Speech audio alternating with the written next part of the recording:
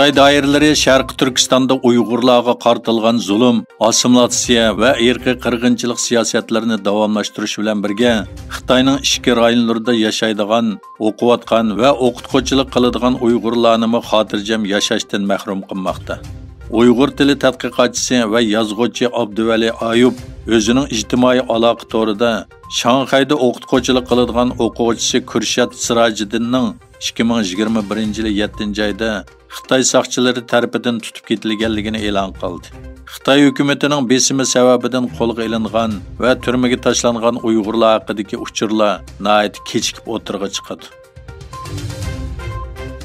Amerikadagi CBSN to'rining 4-dekabr kuni e'lon qilingan maqolasiga qaraganda, Xitoy hozir fuqarolarni umumyuzlik kuzatish va kontrol qilish davriga kirgan bo'lib, mamlakatning hamma joyiga 400 million kamera o'rnatib, dunyodagi eng chong taqib nazorat davlatiga aylangan.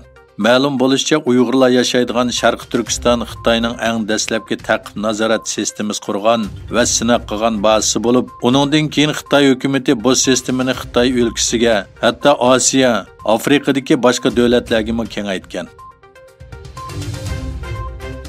Amerikaning texnik magnati Alma şirketining pay bahasi 4% dan ko'proq tushib ketgan bo'lib, shirkatning bozor qiymati 2 trillion dollardan tuvanlab ketdi.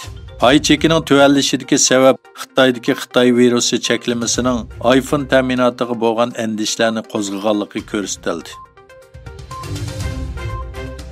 Yevropa İttifaqı davlatlari va Yevropa İttifaqıga a'zo bo'lmagan Schengen davlatlari Xitoydagi yuqumlanuvchilarning ko'payishi sababdan mos qadamlik tadbirlarni yo'lga qo'yishga qo'shildi. Yevropa İttifaqı a'zolari bevosita Covid siniqi talabini o'tirg'a qo'ymadi. Ammo Xitoydan kelgan yo'lovchilarni sinoq qilishga kuchlik ilhomlantirishga qo'shildi. Yana bir tarafdan Ispaniya Sahiyya ministrligining qarori bilan Xitoydan bevosita uchadigan yo'lovchilar uchun Covid-19 guvohnomasini ko'rsatish talabi o'tirg'a qo'yildi. Beijingni ziyorat qilgan Filippin prezidenti Ferdinand Marcos bilan ko'rishgan Xitoy davlat raisi Xi Jinping ikki davlatning ixtilofsiz dengiz rayonida birlikda neft va tabiiy gaz izlash to'g'risida ochiq suhbatlashishga chaqirdi. Ikki davlatning Janubiy dengizdagi orollar va xoditashlar ustidagi egilik huquq talash tortishi uzundan buyon ikki davlat munosabatining taraqqiyotiga to'sqinlik qilib kelmoqda.